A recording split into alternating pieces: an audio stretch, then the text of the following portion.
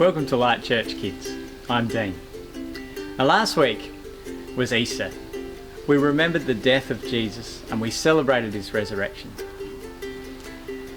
You might remember that Mary, when they met Jesus at the tomb, he told them to tell the disciples to go ahead to Galilee and to wait for him there.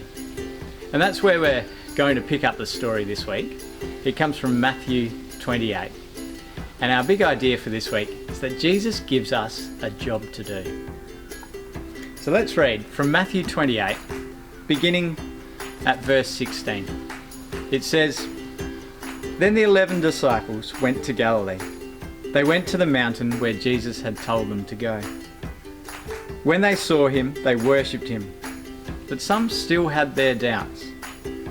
Then Jesus came to them. He said, 'All authority on heaven and on earth has been given to me.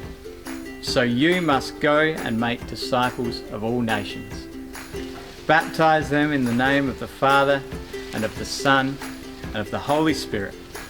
Teach them to obey everything I have commanded you.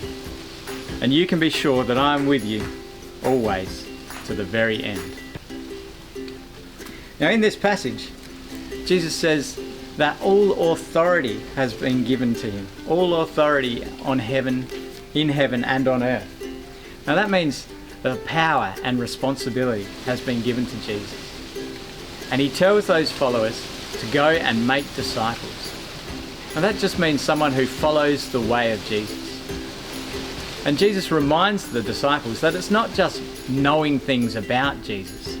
He says in verse 20, "Teach them to obey everything I have commanded you." To follow and to do the things that Jesus has taught.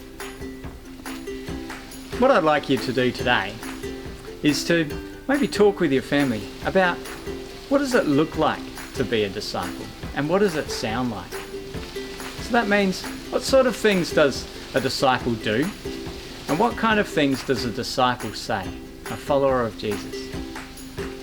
It'd be great if you could draw a picture maybe of yourself following Jesus. Maybe write down some of the things that a disciple might say, a follower of Jesus. What kind of things do they say to others? And if you could post it on our Light Church Kids Facebook group, then we could see how you're engaging with the material. Now, following Jesus is not always an easy thing to do, and we need help. And to help us, God has given us the Holy Spirit. And we'll be learning more about that next week. See you then.